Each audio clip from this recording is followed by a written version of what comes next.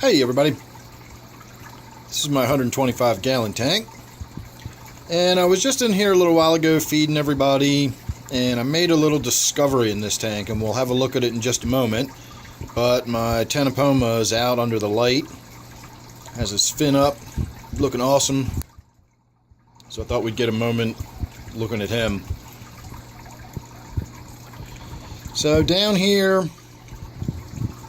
in the bottom corner, I noticed some white stuff.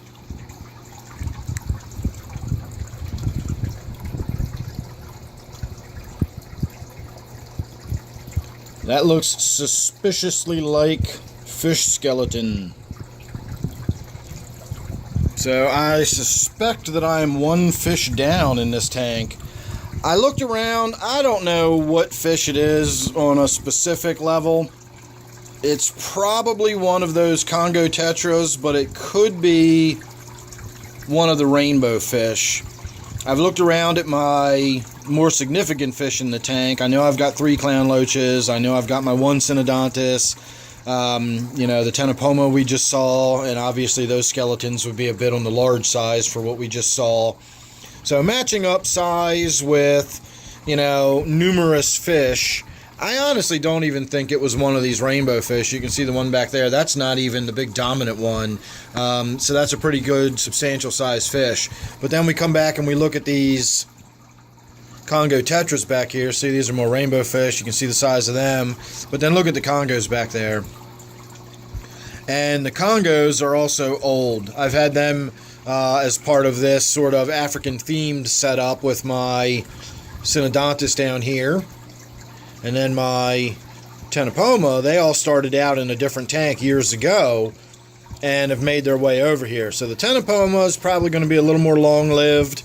And then, of course, the catfish is going to be very long-lived. But the Congo Tetra is not so much. 4 or 5 years is probably about their limit. I've already lost a few over the last year or so. And so it wouldn't surprise me if I just lost another one and hadn't noticed. So, I honestly don't know the number. I don't know how many I had in there to start with. I don't know how many rainbow fish I have in there. I know how many I put in there originally, but I've added some, and some have died, and, things have changed over time, and it's been a long time since I put them in there. So I'm going to go with that is the remains of a Congo Tetra. I'm actually kind of curious as to who devoured it the way they did, and I suspect we're looking at the culprit right there. The loaches definitely have no problem. See, it's even picking over the bones right now.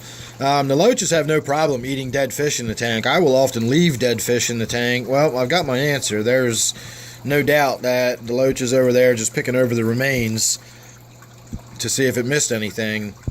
So again, if I've got a tank that's got the type of fish that I know will devour dead fish, and I lose something, I'll leave a dead neon on the bottom or something like that, and it just serves as fish food. That's no big deal, really. So in this case, it happened, and I didn't even know it was happening, and it's just strange to come in. It's one thing to find a half-devoured dead fish, but to come in and just see, stark white skeleton with scattered ribs all around the place, that thing got devoured fast. Looks like it's on the bottom of a piranha tank. But I suspect it's probably that loach right there, or the loaches. You can see I've got another one back there, and that's my big one. And then just a moment ago, we saw my little one swimming by. It's strange. They're all basically the same age, but that little one just never really took off and grew. It's just stayed that sort of diminutive size. And in fact, it's kind of hiding under that piece of wood. If you can see it through all the grunge on the glass, but it's hiding piece of wood, piece of rock. There's a sort of a little cave in there, and the loach is in there. Trust me. So that was it. I just wanted to share that little discovery with everybody.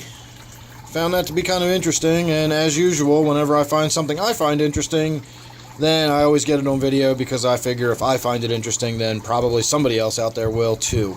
So thanks for watching. Make sure you subscribe, that way you won't miss anything. You never know what it's going to be with me. And then don't forget, of course, this one here is my 125 gallon tank. So thanks again for watching. I'll see you real soon.